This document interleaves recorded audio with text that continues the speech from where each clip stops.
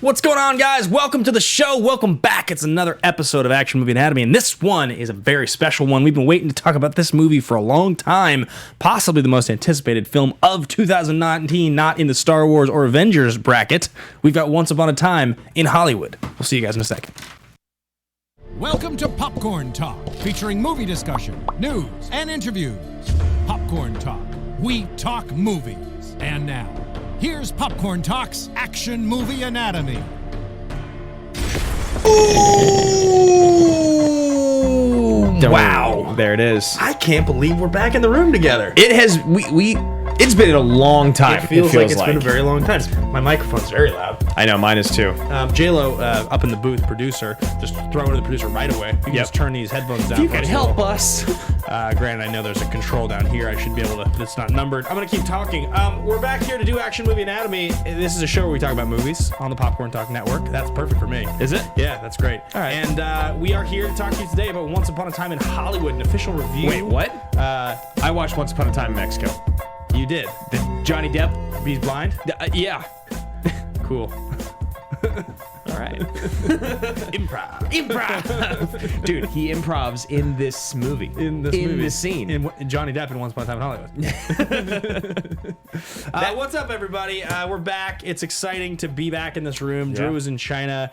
I was somewhere. Everywhere. Yeah, we just neither of us have we haven't done a show together in weeks. Yeah, no, I know. What's always hilarious to me is like I can go on one flight for 13 hours across the world, and you will have done just as much or more flying in the same amount of time period just in the States. Yeah, it's a lot of flying. It's exhausting, and I'm happy that we get to talk about a movie here together in the studio. This is Once Upon a Time in Hollywood, Tarantino's ninth film. Yeah. It's supposed to be his second to last film, as they say. So they say, and we have. I was excited about this movie. I actually don't think you were. I think you kind of felt like you were medium on it.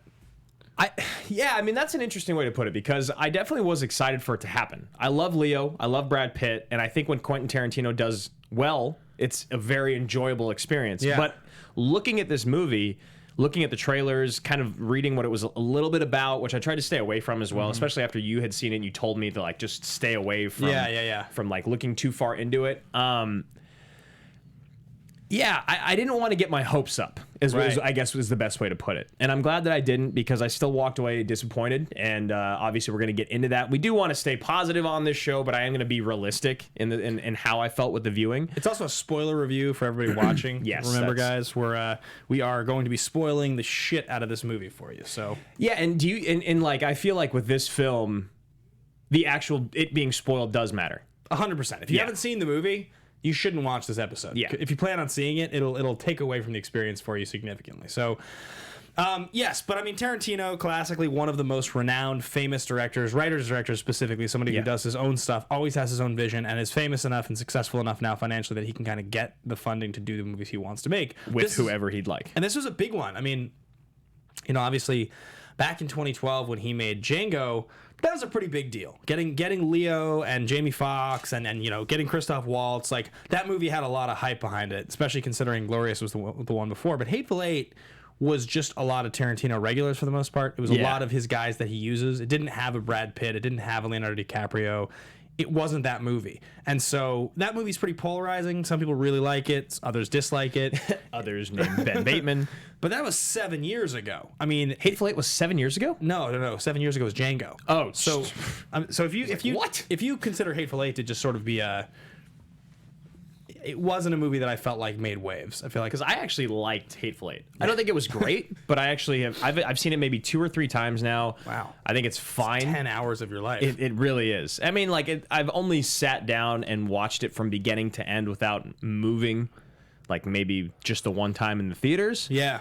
But yeah, I don't know, man. See, so the Blair Bitch Project says this movie is their favorite Quentin Tarantino movie. It's his most fun movie. I actually feel the exact opposite. I think this might be my least favorite Tarantino movie that he's made. Interesting. Yeah. Interesting. I'm so excited to hear why. I have a lot of thoughts about this film. Yeah, we gotta get some into positive, some negative. But we talk about action movies on this show. This is action enough. It's got some action. There's a flamethrower involved. There's a flamethrower involved. You feel it has that. It doesn't have the pacing of an action movie, but it has the suspense almost of an action movie, because you know it's not going to be a horror movie, because that's not what Tarantino does.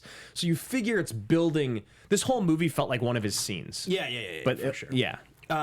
So the movies we talk about on the show generally here are 4 basic rules. Rule number 1, the hero always plays by their own rules. It's a duo pair. Definitely Brad Pitt plays by his own rules. Yeah. And Leo doesn't really. He's great. Yeah, Leo's just trying to hang on. Rule number 2, the hero and the villain are always the smartest people, beings, things, dinosaurs in the room. I guess. I mean, they're not the smartest guys in the room really at all. No, and neither is the Manson family in this movie. They're actually kind of idiots. Yeah. Rule number 3, the movie is driven by a police, military, political, or mercenary figure. Nope. Rule number 4, the movie contains a minimum of 1 explosion. There's a flamethrower. There is a flamethrower, which is a tiny explosion that becomes a flame. When gas meets fire. With fire. Yeah, so a couple shout outs here for our Patreon. That's patreon.com/Team Action. We have Grayson Rodriguez and Erica Chia. We, as always, salute you. Thank you so much for your patronage. Yeah, thank you so much. So, because the funny part about this movie is, I feel like if you went into this with no expectation whatsoever, if it wasn't hyped, and you just sat down to watch this movie, not even knowing who directed it, that's the most important part, because you can't not expect something when you hear his name. Because I found myself to be generally pretty engaged the whole movie. I was like, it got a little slow at one moment, but aside from that, I was like, because how are you not supposed to be engaged when like the writing is funny? You have like these interesting, funny, weird scenes with these great actors. Like, and Margot Robbie, to her credit, is a really good actress, and she's been in a lot of great stuff. Like, she's a star. She's a legitimate star. Yeah, because most of this movie is literally just her doing stuff without saying anything, whether it's just dancing or reacting to her watching a movie. Yeah, I mean, I don't think she was given a very good role in this movie. No, not at all. And I have lots to say about that, but in general, I liked a lot of this movie, and so there's a lot to talk about on the show. We're gonna be talking about our favorite movie duos coming up on the show today, as well as doing overly sieged, underly sieged, properly sieged Quentin Tarantino, as well as all the other fun games, fist bump moment, favorite line, thesis statement, all that fun stuff today on the show. If you guys want to follow along with what we're doing, you can follow me personally at Ben Bateman Media. You guys can follow me at Andrew Guy. You can follow the show at Team Action Show on Twitter. Yeah, there's a couple Facebook groups you can find: Action Army, All About Action, and then we have our own YouTube channel, which is Action Industries, that we do live streams on and post episodes of The Action Guys, our other show we do. So go check that out. And one last shout out to you guys really quickly before we get into the full episode. I wanted to thank all of you guys for tuning in every week, talk about action movies here on the show. You're going to be interested in another one of the shows on this network, which is called Guilty Movie Pleasures. And you guys actually know this show because they did a crossover episode of this like 3 years ago. Yeah. And at the time, it was Josh McCouga and Ben Begley. It's a different show now, but it is still co-hosted by Ben Begley as well as Jesse McIntosh. And they talk about films that are so bad they're good. And the show is really, really funny. It's super fun. It's every single Tuesday at 6 o'clock p.m. Pacific Standard Time, 9 o'clock Eastern. So check that show out, Guilty Movie Pleasures. We're big fans of those guys. And thanks again for listening. Yeah, you can go back and check catalog. We did The Taking of Pelham 1, 2, 3 with them, and on their show we did Monster Squad. Is that right? Yeah, the Monster Squad. The Monster Squad, which was definitely a guilty movie pleasure. It was hilarious. So yeah, go and check those guys out. Again, that's 6 p.m. Pacific Standard Time on Tuesdays. And the last thing that we got to plug before getting into this is New York City Live. Ben and I are taking this show. We're taking the Action Guys. We're taking ourselves. Maybe Ben will play some guitar. Maybe I'll do some interpretive dancing. Who knows? We are going to New York City Live on August 29th. Is that correct? August 29th, Thursday night. Yep. It's going to be a lot of fun. We're going to be at the East Village New York Comedy Club, and tickets are available online. We're going to have the link down below in the description, probably maybe upon reviewing this. After we walk out of the studio, we'll give the link to the producers. But yeah, check that out. It's going to be a lot of fun. If you're on the East Coast, you want to drive over, it's going to be a great show, or like a meetup afterwards, hang out with you guys. So, all right, let's talk a little bit about Once Upon a Time in Hollywood. The very first thing we do on the show here is called Thesis Statement. This is your biggest, boldest thought about the film. It's just, this is the best. This is the only. This film would be this. It should never kind of be, my favorite part of this movie is when Margot Robbie is dancing. There's a lot of good conversation like that, but we like to have strong opinions, and this is kind of what you would say if this movie came up. You want people to know this is your feeling about it. So I'll jump in first and say I believe this would have been a far more successful movie and a better movie had it had nothing to do with the Manson family or the Sharon Tate murders. Now, do you think it would have been, it's either one or the other? Like they either lean into the Manson family Sharon Tate murders more, and it's in like Brad Pitt and Leo are more of an afterthought or like a side project, or do you think they just completely steer clear? I don't think you can make the movie that Tarantino wants to make with like all the quirkiness of this actor who's just like trying to get work and his like stuntman. Right. I don't think you can make a movie about two super cool white males in the late 60s just like and their hijinks and make that funny and then also have it be a movie about a real life murder of a pregnant woman. I just don't think that's entertaining. I think if they had done that, if this whole movie had been like, I gotta get a job, Cliff. And he's like, you're Rick fucking Dalton. And they're like, Sharon Tate gets murdered. You'd be like, the tone's wrong, and it's not really very fair to make me laugh and have a lot of fun and then watch a brutal murder of a pregnant woman. That's just not a good movie. Right. And that's the thing is like, if you are, I mean, like for me, for instance, I've gone on weird obsessive tangents online reading about like murderers and serial killers. I've done it all, like the Bundys, the Dahmers, and of course the Manson family. And so I knew who Sharon Tate was. Yep. And I knew exactly like what had happened to her. And watching the movie, I was kind of like, am I confusing her? I was like, I'm not confusing her. Right. And then you start seeing, couldn't believe it was going to go there. Right. Right. Yeah, right. And then you see the hippies, you're like, oh my God, this is exactly what's going on. So I don't disagree with you. I think what happened was Tarantino probably like had half a script and was like, I don't know what to do to make this movie interesting. Oh, I see. I think, and I don't know, we should probably know that because we're reviewing it. I think he probably was like, this time in Hollywood where like the innocent Hollywood lost its innocence, people always say that night. I want to tell the version of the story where she doesn't die. I want the version of the story where they get stopped. So I'm going to write that script and I want to make that movie in that time period with the right characters and all of that's the story I want to tell. And I think in his mind, in the half-baked idea of like, I'm going to make, I think it works as an idea. Because he said, back in 2017 that he had a Charles Manson family movie to make. Yeah. And, I think he ends up probably over the next few years figuring out exactly what he wants to do with that, how he wants to tell that story. And I don't really disagree with what you're saying. I just think that at the end of Inglourious Basterds, when they basically blow Hitler up with a machine gun. Yeah. That's something that we all want to see. Yeah, right. We all hate Hitler, right? He's a bad guy. I've heard he's done horrible things in my life, right? Yeah, right. No matter how old you are. But like stopping Sharon Tate from getting murdered in this sense, it just feels wrong because the whole movie they've been teasing you. They've been making you think it's going to happen. Even when Pitt goes to the farm or the ranch, which is a real place, which is really what happened, and like the fact that his buddy's not dead. That moment when you see that his friend's not dead, you're like, oh man, what is going on? Like, what is happening right now? Where is this movie going to go? You're like, this was a 25-minute setup for a nothing payoff. The joke is that there's no payoff. That's what you just did. Right. And like to myself, I'm kind of chuckling, but then I'm also like, you're making an ass out of your audience. I really feel like you are. Well, because Brad Pitt's walking in and you're like, oh, I didn't realize they were going to kill Brad Pitt halfway through this movie. Right, because that's what Tarantino kind of notoriously has done in his films. Right. You're like, oh, man, that sucks. I really like him a lot. It'd be a bummer to have him die. But it would also be compelling and interesting. Right. Instead of just like an old guy who's blind and doesn't remember who he is. And he's like, okay, bye. And because when you're thinking to yourself, if he dies, like what is Rick Dalton going to do? He's going to go find him? And exactly. You're like, what? Rick would do anything, Rick honestly. Drink a bunch of Pitt whiskey sours. Yeah. 8 whiskey sours. God damn it. You had 3, 4, and I have 8. See, that's the stuff. It's wonderful. I want that movie. Me too. And that's why my thesis is what it is, because I truly believe those characters, their relationship, the bromance between Cliff Booth and Rick Dalton is good enough. And not only that, but the story of the time period and all the throwbacks and him going and getting fat in Italy, like, well, and like you saw with La La Land, they told this incredibly niche story of what it's like to be in LA, to be an up and coming creative in LA. And like, while you may be living in the Midwest and not quite understand what the journey is like, you still understand the story they're telling. Yeah. Whereas in this, it's like, I think we can still all relate to just a guy who's lost when he used to be on top. Yeah. And it's still incredibly compelling. You don't need to Hollywood it up. So, as you can tell, I have strong opinions about this film.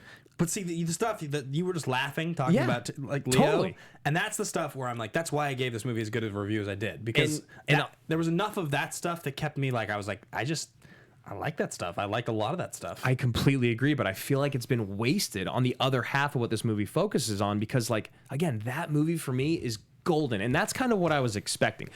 This is what I was expecting when I walked in the movie, was a story about these two guys. One used to be on top. One's basically his sidekick at this point because he does all of his stunts. I didn't realize that like he doesn't do stunt work anymore, which I also like that with Kurt Russell and the whole thing. Yeah. I love that he probably did actually kill his wife. Yeah. Like that's hilarious. I want that movie. Right. And then like in the trailer you see him like, I'm fucking Rick Dalton. He cocks the gun. Yeah. And I'm like, well, I don't think they would show us that he's lost it so much that he'd like be robbing a bank. Right. But maybe he'd lost it enough to be pushed to a scenario like the drug deal gone bad in Boogie Nights or something. Right. You know what I mean? Yeah, totally. That's what I wanted to see. So all that being said, and I just looked again, and I just had a conversation out there with Steven and Ryan, our two producers. This is Quentin Tarantino's worst movie. Wow, you think even more so than Death Proof? More than Death Kill Proof. Bill Volume 2. Kill Bill 2, even Django, which I know that you were like medium on. I'm medium on. I think Inglourious is great. I think Pulp Fiction is great. I love Kill Bill. On this week on The Action Guys over on the Collider Podcast Network, we're doing the definitive rankings of all Quentin Tarantino films, so that you can go check that out. Also, it'll be a shared list. And we're doing a collaborative list, so I'm sure it won't be in last place. I'm sure it'll be more towards the middle. I'm sure Hateful Eight's gonna be the last place. Yeah, I'm sure it will not be. But for me, it just is. It's too Tarantino. It's the other thesis I had was that no other prolific director would care to make this movie, and no up and comer that for some reason thought this was a good idea would get the budget or the stars. Only Quentin Tarantino could get the money and the star power and be able to turn all of LA back in time. That's not easy to do. Takes a lot of work, a lot of set design, a lot of costume design, a lot of makeup and hair. Oh, yeah. It's unbelievable the amount of work it takes. Like a $90 million budget to make this movie with those stars is actually pretty astonishing. Yeah, It really is. But for me, it's his worst movie. It just, the payoff in it for me was like, ha, gotcha. Right. I mean, the parts of this movie that don't work are the parts where it's extremely meandering. This movie kind of just like, it just sort of weaves like in and out of nothing and like just goes and goes, and you keep thinking it's going somewhere, and then it doesn't really go anywhere. And the characters that you're rooting for, you're literally rooting for these like, for this like pretty selfish actor, his like, Who's an alcoholic. kind of deadbeat assistant stuntman, and They've both blown their own careers Yeah. on their own faults. Yep. You know? and you're kind of just rooting for these two guys, and they're enjoyable characters, but that's the extent of what's good about the movie, is that you're rooting for these guys. The rest of the movie is like, as we said, like it's very meandering. It just sort of goes and it doesn't really do anything, or it doesn't really have a point. It's just, but again, some movies don't have a point. Like Clerks has no point. Clerks is just a movie about conversations that happen in stores. And that's okay, because it's not trying to act like it has one. Clerks is literally from the beginning, like the first 5 minutes, you're like, okay, I get it. Yeah. Whereas this movie, you're like, what are they driving towards? What are they driving towards? Oh, Sharon Tate's in it now. Like, oh, wow, Sharon Tate gets murdered by the Manson family. When's the Manson? Oh, there's the hippies. There's the Manson family. This, you know, like they live next door. Roman Yeah, right. Polanski, like he did some shady shit. Like, Yeah. all these implications of the people and the names and the time, they just fall completely flat for me. He's just like, I want to have somebody play Steve McQueen. I want to have somebody play Bruce Lee. I want to have somebody play Roman Polanski. I want to have somebody play Sharon Tate. It's going to be sweet. And like, again, like all those people that play all those people in the moment where Steve McQueen's sitting at the party talking Yeah. about the love triangle is interesting. Yeah, I you're really, like, oh, is this going to go somewhere? nope. Sure isn't. Yeah, nothing. So anyway, guys, those are our thesis statements. You did have a thesis statement? Yeah, I just said this is his worst movie. Oh, this is worst movie. Yeah, that's okay. All right, guys, we're going to continue moving through the movie. We're going to get into fist pump moment, which there actually are a lot of. So There's a that's lot. great. And Yeah. because the good shit in this movie is great. Let's get into fist pump moment. You want to go first? Fist pump moment, by the way, guys, if you're watching or listening for the very first time, if you don't know, it's that moment something happens in a movie. You kind of look around. You're like, are you seeing this right now? This is so awesome. I'm so hyped. And there was a bunch of actual moments. You were in China while I watched this, I think. Yeah. There was a bunch of moments while I was watching this thinking like, man, I wish Drew was here. This like actually watching the good moments of this movie with you, I think would have been awesome, because I think there was a lot of moments with these two stars and the humor. I would love to go back and watch this movie on a couch with a drink and like enjoy it, not trying to like analyze or look at or pick apart, just like sit back and know exactly what I'm going to get. I think I'll watch it again and it climbs up in the rankings for me maybe. Yeah. But that being said, I had a few fist pumps. I got a dog. You know I love my dog, and I love when the dog goes nuts at the end, Brandy, which is like, it's so incredibly gruesomely violent, but it's also amazing. Yeah. I love that. But I think my actual fist pump moment is the scene that he finally nails. It's so good. When Leo finally nails, because the whole time you can. This is one thing that you can really tell as a great actor. And again, go watch Julianne Moore in Boogie Nights. Go watch any movie where there are people acting poorly. Yeah. It's not easy to do when you're a great actor because you got to go against your instincts. So like for the most part, Leo's not a very good actor in this movie. No. Not him being himself, but like the actual Rick. He's a bad actor. Yeah, totally. When he nails that scene.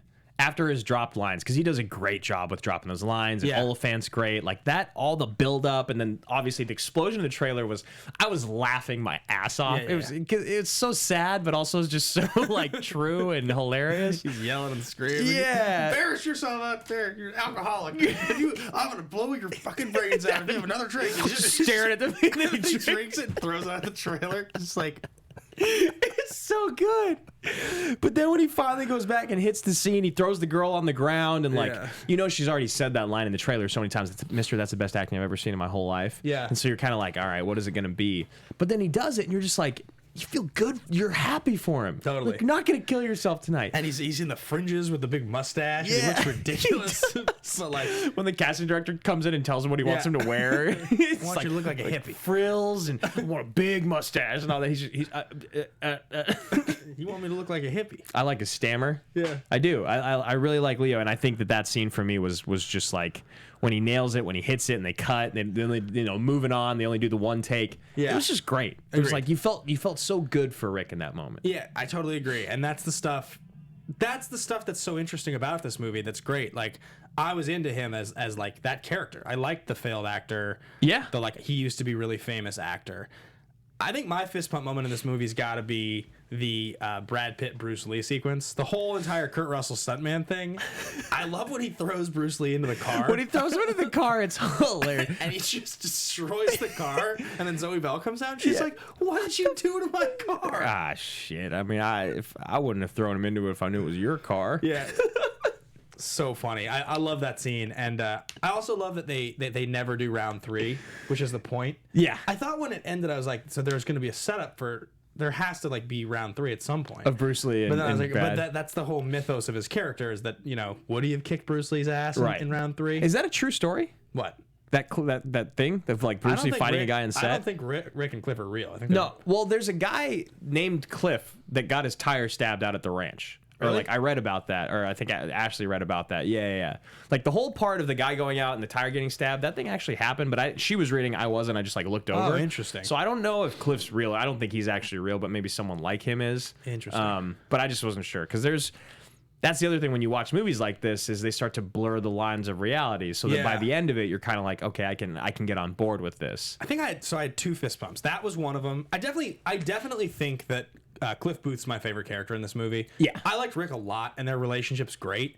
But Cliff, just in general, was just like a badass, and like he just gets the better role. Yeah. He doesn't get the flashier role necessarily, but he gets the cooler role. Yeah, he's the cool guy. The other fist pump for me, and this is a funny one, and I'm sure you thought about this and noticed it too.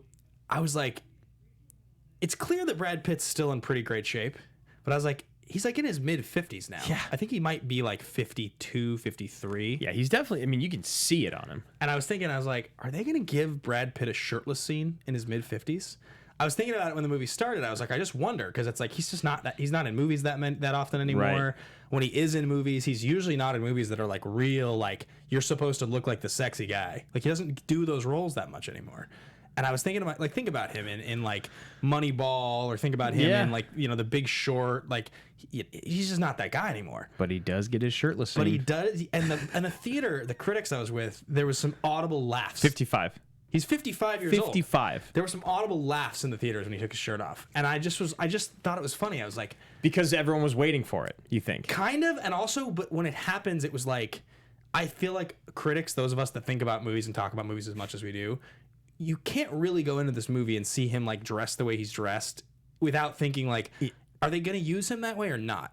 And they totally do, at least just for one scene. Yeah. And I wonder whose idea it was. Do you think it was his idea? Do you think it was Tarantino's idea? I think it was Tarantino's. I think Tarantino's like, we got to have you shirtless, Brad.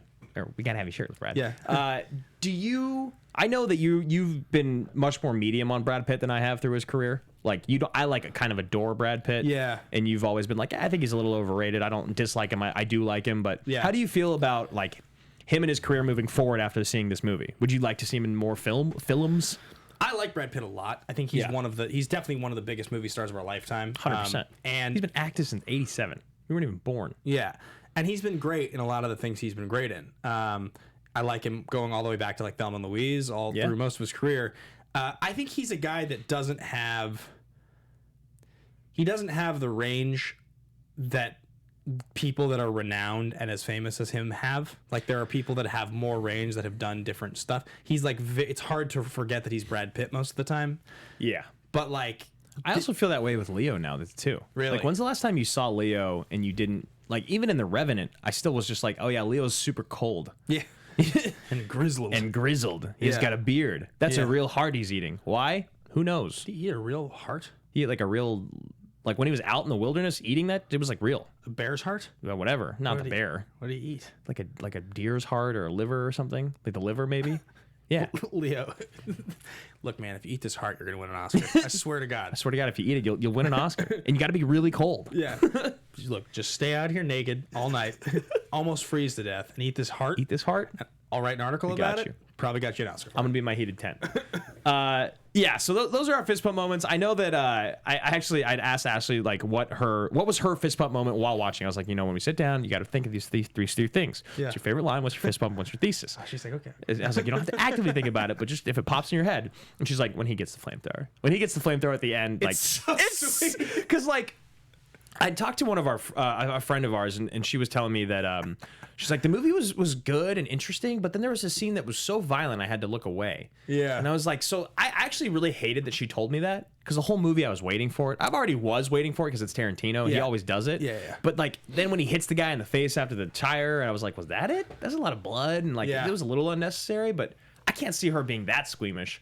And then when the scene actually happened in the theater, I'd say half of the audience was like, oh God, like looking, the whole like looking through their fingers thing.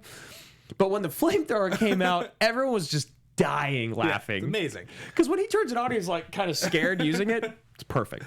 Yeah, the flamethrower angle, like there was a lot of this. That's where like so much of the stuff in this movie, I think I got fooled into thinking this movie was great when I walked out of it because of how much I enjoyed so much of that stuff. Yeah. It's the actual movie itself as a full product, as a full story, that's not very good. That's what it lost almost a full point for me once I walked out. Like in the days that passed, I think I started out by giving it like an 8.1. It's probably more like a 7.2, 3, 4 for me, kind of in there. Because that's the other thing is like when I say it's his worst movie, I know that sounds incredibly harsh, but like this dude is one of the most respected directors ever. Yeah. Period. Totally. And you go and you look through his filmography, and the other movies that pop up are the ones that you say. It's like Kill Bill Volume 2, Death Proof. Some people don't like LA Confidential that much. I mean, not LA Confidential. Jackie Brown. Yeah. Which I think is fine. I don't love good. Jackie Brown, but yeah. Snyder's top 3, Jackie Brown. Really? Loves it. That's crazy. Yeah. But it's just one of those things where like, I don't know, man. Like I love so much of what happens in this film, but I just hate the way that it ends. I hate the whole thing as a product. So I understand what you're saying. And like last night I called you after I got out and you're like, just sleep on it and see how you feel in the morning. And I felt like more upset by it. I mean, the stuff that doesn't work about this movie is bad. Bibiani wrote an article about this. His review is that this is an absolute steaming pile of shit. Really? Bibiani gave it an F. Like, he hates this movie's the number 72 ranked film on IMDb's top 250. That might be the moment. This might be the moment after 4 years of doing this show where I'm completely on board with you. That list is dog shit. It's a useless list. It's a useless list. It's just a popularity contest. It is. So wait. I mean, I don't want to just get in and reread Bibiani's thing. We got a lot of stuff to work through. But what were his biggest? I didn't read the review. I recorded a podcast with him last week on Critically Acclaimed, and it was top 10 comic book movies. Which, by the way, did I tell you what his number 2 comic book movie of all time is?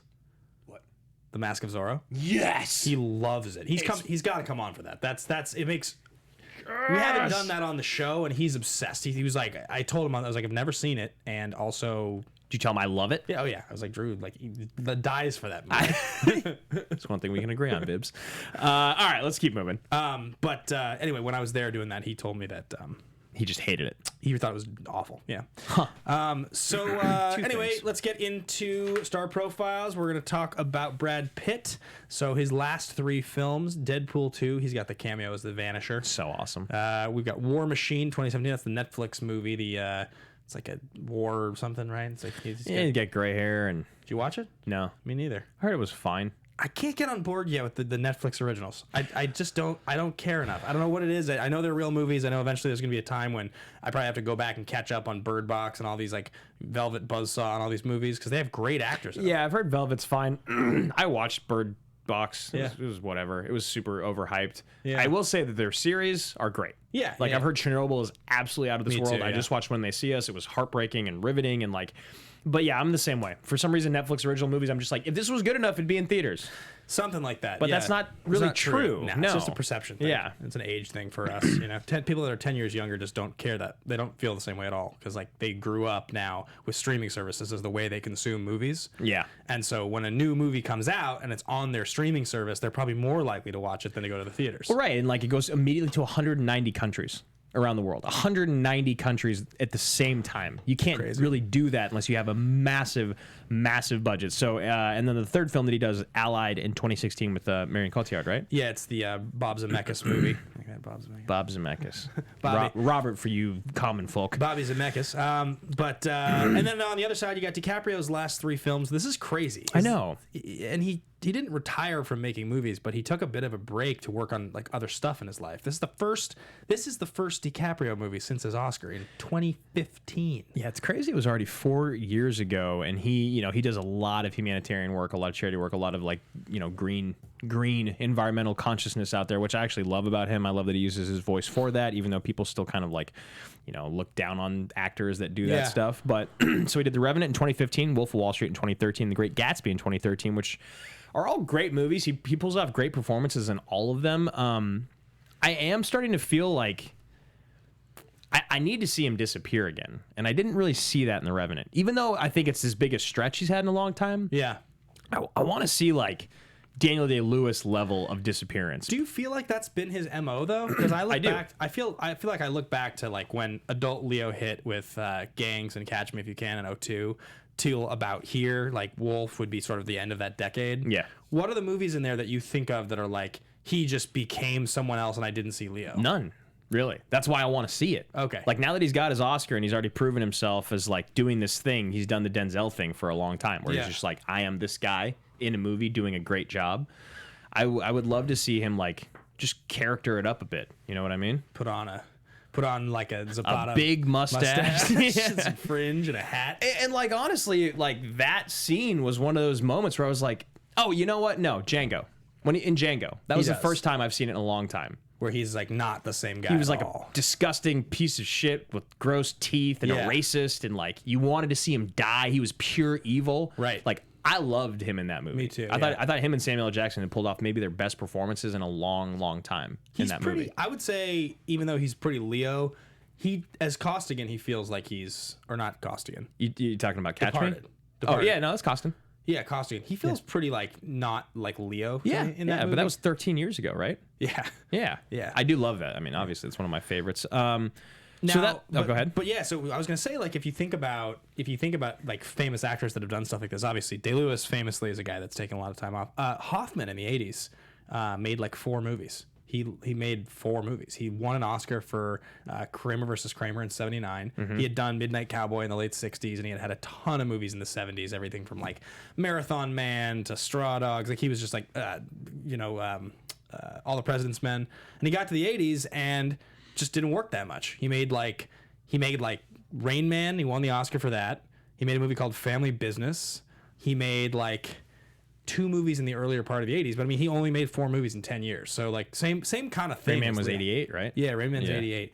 He's got 2 other movies in the '80s there, but like that's pretty interesting. Like that definitely feels like same kind of thing where like you're top of your game. The world's sort of just like, what is this person going to do to impress me more than they already have? Right. And what they do is they just take some time off. Yeah, exactly. And then you miss them. You want them. So with that being said, we are going to talk about some of our favorite movie duos. Can be guy-girl, can be girl-girl, can be guy-guy. Does not matter. But just 2 people on screen who you have absolutely adored. Because, again, Brad Pitt and Leo, their chemistry in this, their comedy, their timing, everything was just excellent. So Yeah. you want to hop in with your first one? Yeah. I'll go first with Thelma and Louise. So Sarandon and Gina Davis. I loved that movie so much. I saw it just a few months ago for my 100 Movies I Missed project for the first time, and I reviewed it on Twitter, and I gave that one a really good ranking. That movie's great. It's funny. It's heartfelt. They're like this great duo. The age difference is perfect. It's just awesome. I love those characters, and I really enjoyed that movie. I think the humor that they have is terrific, and like the way Gina Davis is like, she's like this cooped up housewife, and she's going and having fun. And Sarandon's a little older, but she's kind of like almost like maternal to her. She almost feels like she's her mom in some ways. Right. Yeah. Mine's Stepmom, another Susan Sarandon endeavor with her and Julia Roberts, also known as Gina Davis's older sister. No, my first one is going to be.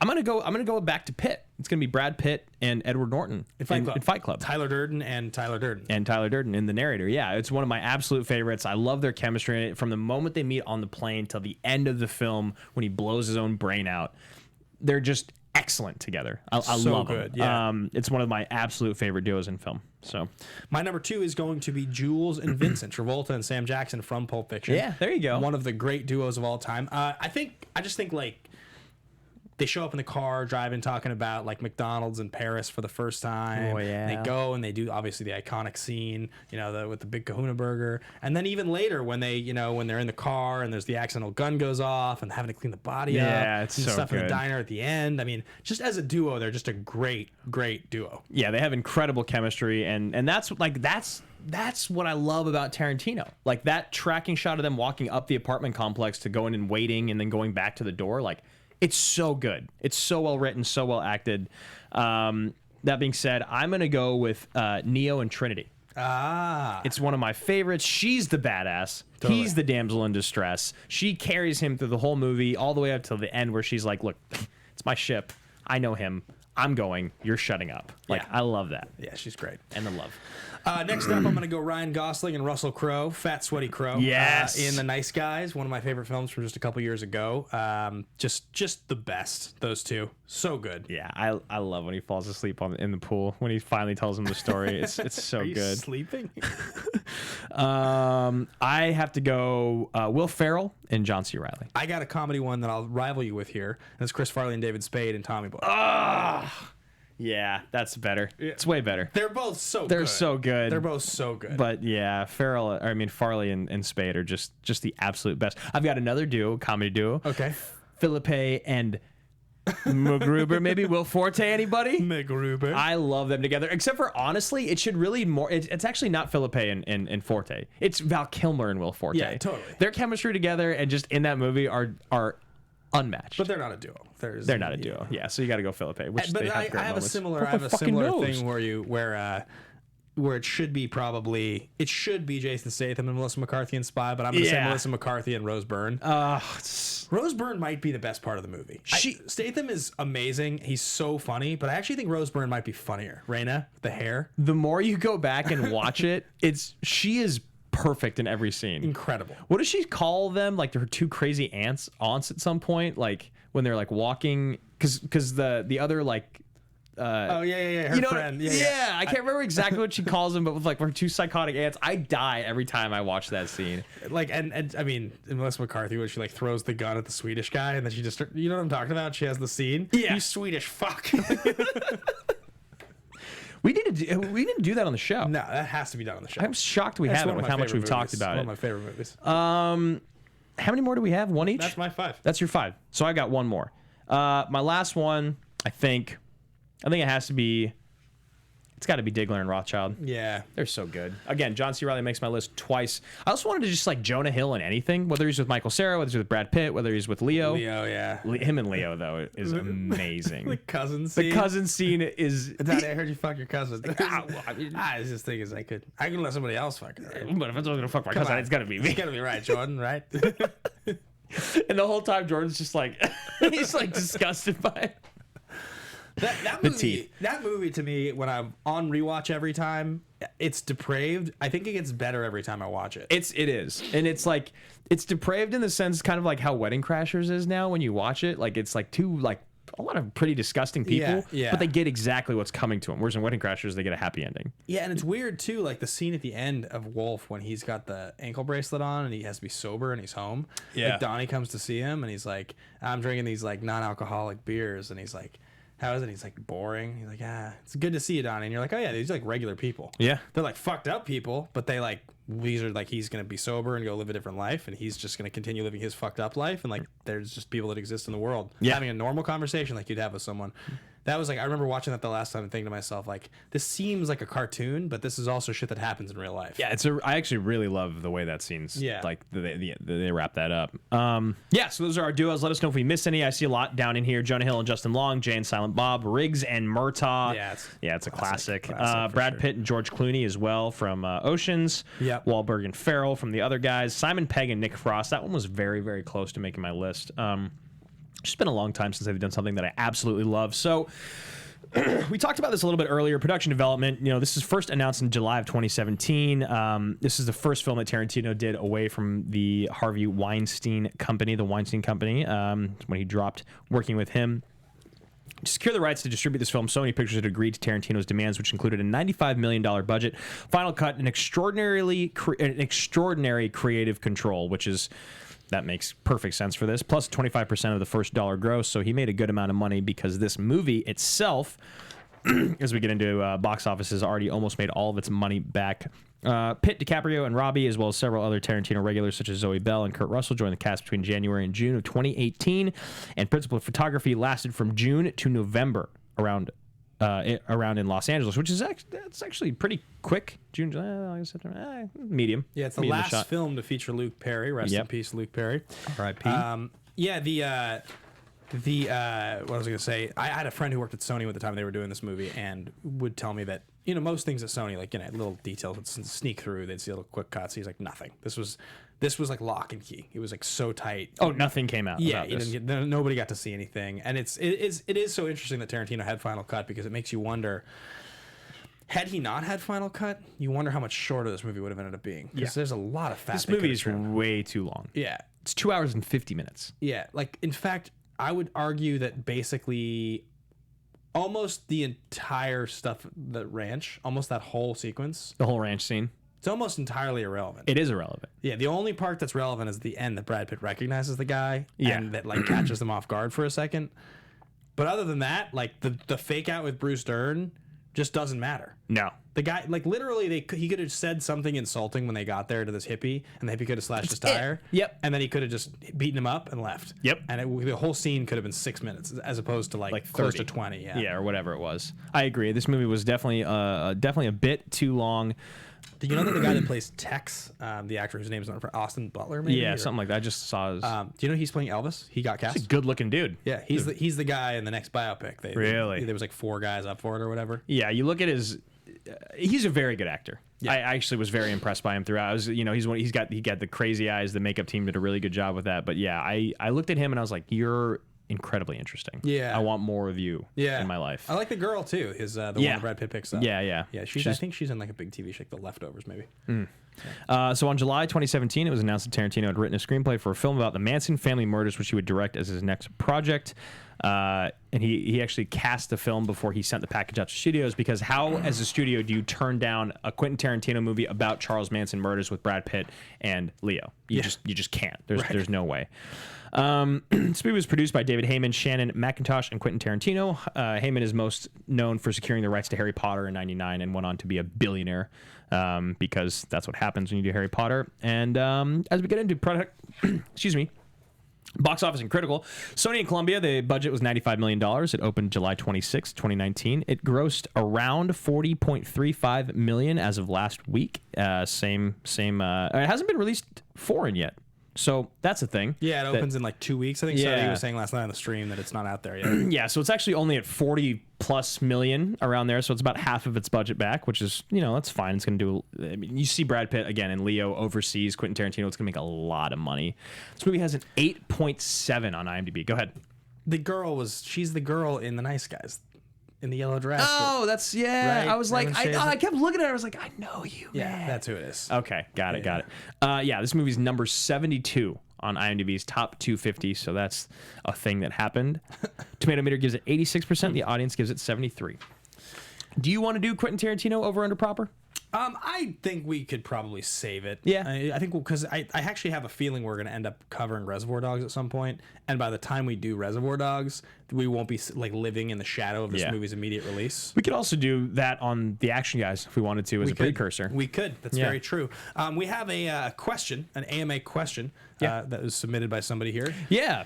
It's from Henley. Go ahead. We run a contest every week on the Instagram. We have an Instagram, Action Industries, that we basically post a story, and if you guys answer the trivia question, we randomly select somebody who answers that trivia question and feature your question on the show. So Andrew is going to read off the AMA question. Yeah, from Harry Chandler at Chantler67. That's Chantler with a T. What would you want Tarantino to make as his last movie? What would the synopsis be, and who would you cast in it? Also, what is an actor you want to work with Tarantino who hasn't done already? I already know who that is for both of us. It's Nick Cage. It's 100% Nick Cage. And honestly, for me, if his last movie is a Star Trek movie, I'm totally in. I would totally be okay with that. It's just hard for me to imagine him making a Star Trek movie that doesn't feel like it's poking some amount of fun at Star Trek. Yeah, but like I feel like that's career suicide. I mean, it's Tarantino, so it's hard to commit career suicide, but like you don't pick up the Lord of the Rings movies in like 10 years from now and then make fun of them. Right. You know what I mean? Like people will murder you. I don't even think it would be like making fun of them. I just think like he tends to have characters in his movies who are kind of dumb or silly. There's like a lot of laughing. Maybe he could do it. I don't know. I'm not sure if I'd want to see Tarantino do a Star Trek movie. That seems he would never get creative control. I would love to see him have done the Joker movie that's happening right now with Joaquin. Yeah. If he did something like that, like if he took a dark origin story from like a villain, like maybe if he did Venom instead, but I don't know, Venom's weird because of the whole like talking to yourself thing. But like maybe if he did that Joker movie, I'd be totally in. I don't know. Yeah, I really don't know who I would want to see. I mean, or what I would want his last movie to be. As far as the synopsis goes, I mean, I really prefer the old Tarantino stuff, like the initial run, the first three, the crime movies. Yeah. I really like those first three crime movies. I like Jackie Brown a lot. I like Pulp Fiction the most, and I like Reservoir Dogs. I enjoy all three of those movies more than almost anything else he's ever done.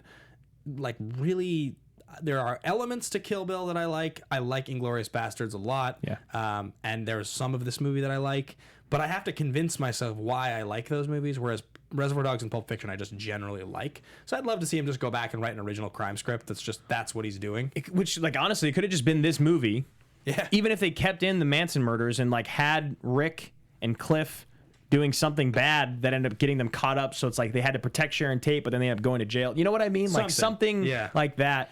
And I would have been totally in. So Harry, thank you so very much for your question. Do you have a favorite line, or were you not able to pull your phone out and remember one while you were watching the film? Oh, I know exactly what it is. What is it? It was when they're coming home from Italy, and he's talking. He's like in the back of the plane. Cliff was getting drunk or whatever. Yeah, and he's like endless Bloody Marys. Yeah, and he's like, and when you have somebody who's more than a brother but less than a wife, what do? You get good and blind drunk. Yeah, and I remember I was thinking to myself writing that down. I like the phrase "more than a brother, less than a wife." Yeah, that's a great line. Yeah, that one stuck with me. Yeah, there's a few of those in there. Honestly, my favorite was just at the very end when he's talking to Sharon Tate's friend. Yeah, it's like, yeah, my friend and my wife, and they killed two of them, and then I torched the other one. Like, torched him? Well, I have a flamethrower. Yeah. Like the whole thing was just hilarious. I was dying from the moment he busts out the flamethrower to the end of the movie is just fantastic. And I can't remember exactly the lines, but it is written perfectly. Yeah. The timing, the comedic timing of it when he's telling him what happened, because it's like, how do you explain to someone that you just killed someone with a flamethrower in your backyard? He's just hanging out downstairs. He's like, sure, I'll come and hang out. Yeah, I'll come hang out. I'll probably get a role now in Roman Polanski's movie. Yeah, exactly. Which is the payoff of the film. Yeah. So there's a lot about this. I mean, it's all very intentional is the thing about this movie, right? Because Tarantino went on record at some point recently, or some quote was maybe even taken out of context, where he basically just defended Roman Polanski. Do you remember this? Yeah, well, I mean, didn't he kind of, the whole, like, turned his head the other way with the whole Weinstein thing as well? No, not that one. He pretty quickly dropped Weinstein. I think he said there was stuff he should have been more aware of that But yeah, it was like it was almost like he played dumb for a reason, which I also understand. We shouldn't even get into this, but like I get what he was saying. There's just The Polanski thing was a little... Well, the thing that's interesting about Tarantino is he has Final Cut, and the reason he has Final Cut is because he wants to be able to make specific statements. So, like, take, for instance, the stuff with Uma Thurman. She's come out in defense of him completely as saying that, like, she wanted to be there, all the stuff, spitting in her face in the car, right? But it's also, like, that your actor is unsafe. The car crash, she almost died, right? Like, he throws a little girl improv. He tosses her across the room. She's like, it's okay, I have pads. Yeah. And you're kind of like... You're making a statement. Your statement you're making is that you're right. You're right. Roman Polanski, kind of making a statement. Yeah, like to have him be this awesome director that lives next door. Like of all the people you could have put next door. Right. Of all the famous directors, just put Kubrick next door. Yeah, unless Polanski... he was married to Sharon Tate. So that's part of it. Yeah. That's why you got to stay away from Sharon Tate. Yeah, but it's just so interesting, like that Tarantino is so specific with his stuff like that. You can really... His stuff's not accidental. It's all so specific, and he's making sure that he gets to have what he wants in the movie. Because, right, how easy would it be for a studio to be like to cut out the take where he throws the girl? Because I'm sure he doesn't throw her in every take. Right. Well, and also they were saying, or the audience was saying here in the chat, that this was a lot shorter at all the festivals that he screened it at, and then he added in a lot more time on Final Cut. Oh, interesting. Like, so I think that's very interesting as well. And also, I really like the scene with the little girl, by the way. We haven't talked about that at all. Oh, it's so good. Yeah. That, I mean, like I said, that was my fist pump scene. And you talk about the first one where they're just talking and hanging out. Yeah. She's great. She's really good. That's one of these things, like when you find a really great child actor, they just bring so much, because you're like, wow, she's so articulate and she's so entertaining and she's so charismatic. And someone here was saying, the Blair Bitch Project, who's been here the whole time, thank you for hanging out, says, my fave is when Leo tells the little girl actress, it'll happen to you in 15 years. She's like, what? He's like, I'm just kidding, sweetheart. Pumpkin Puss. Isn't he called? He's like, I don't like names like Pumpkin Puss, but you're sad right now, so we'll discuss that later. So good. We have 3 action movie categories, Ben. There are 3 categories. One's called Totally Ridiculous. The other's called Totally Legitimate. And the middle category is Ridiculously Legitimate, a combination of the other two. Just because we haven't defined it in a while, we'll go as far as and say that movies like Con Air and Face Off and John Wick Volume 3, they're silly and ridiculous and over the top, but in the best possible way, and you laugh kind of unintentionally the whole time, but they're also so awesome. We love them. Totally Legitimate movies are going to be movies like Gladiator and Lone Survivor and The Fugitive and, really, really grounded, held together, dramatic films with completely compelling characters. The middle category is like there's some ridiculousness, but largely it's held together by one really, really grounded piece. So Ed Harris and The Rock really grounds that movie or something like that. Bodie, Point Break. Yes. Which category does this fit into for you? I think it's totally ridiculous, but not in a bad way. I think it's kind of what he wanted to do. I think it's, like you have a scene like that at the end of the movie. It's not like the shootout scene in Inglourious. It's not like the beginning of Inglourious. It's not even like the ear cutting off scene in Reservoir. It's just like completely over the top, fantastical to do exactly that. Yeah. And so I feel like it's totally ridiculous, not in a bad way, but yeah, just because it is. Yeah, I'm gonna go ahead and say that this movie is totally ridiculous. I agree with you. I know. It's just. I mean, it's I guess intentional probably in a lot of cases, but it is just absurd. The whole movie is just kind of absurd, and I mean.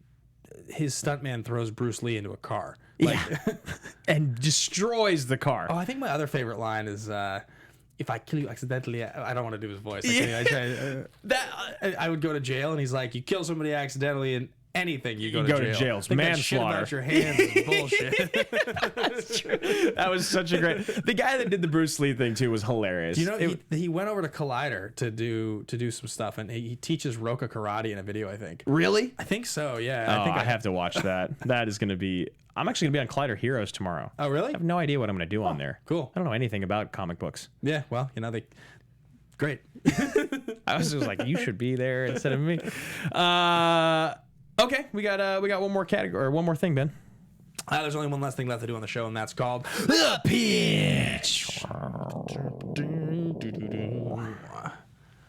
Sweet. So we got actually a pretty exciting one, honestly. It's because a good one because it looks sweet. It's totally in the wheelhouse of the show, and this is much more like the old version of the show, the kind of movie that we would do. Yeah, and for what we did today, it feels perfect to go back and do Fast and Furious Presents Hobbs and Shaw with Black Superman. Dude, it looks sweet. It actually, like, I was so resistant to it, but the more I've seen the trailers and when I've seen them on the big screen, I'm like, this looks amazing. I mean, Dwayne's Dwayne. incredible. He really is. Statham's amazing, and Idris, the Yeah, trio. I know. Vanessa Kirby's in this movie. I was too. gonna say Vanessa Kirby is one of the things I'm most excited about. Yeah. I think she was so captivating in Six and MI6, and like the way that she kind of acted like the old Job. So I'm really excited for it. I think it'll be a super fun episode. You're gonna be in town, right? You're just gone for the screener. Yeah. I get back. The screener would have been tomorrow, but maybe I can see if we can figure out a way to get you on that. So otherwise, I'll probably just end up watching it in theaters this weekend. Cool. And we'll cover it on the show next week. So a big shout out to our generals in the Action Army. We got Andrew Hayes, Paul Denuzio, Billy Belford, John Getz, John Patterson, Jake Iacovetta, Kyle Grandinetti, Jonathan Peck, Kelsey Kirkland, and Mac Ryan. It's a lot of generals. We're gonna see all you guys in the generals chat that happens at 3:15 just before we record the action, guys. You guys are all amazing. Thanks for supporting the show, and thanks to Popcorn Talk for being awesome. Like, subscribe, comment. Let us know what you think about this movie so we can continue doing awesome content here on the Popcorn Talk Network. Guys, we salute you. Bye. From producers Maria Menounos, Kevin Undergaro, and the entire Popcorn Talk Network, we would like to thank you for tuning in. For questions or comments, be sure to visit popcorntalk.com. I'm Sir Richard Wentworth, and this has been a presentation of the Popcorn Talk Network.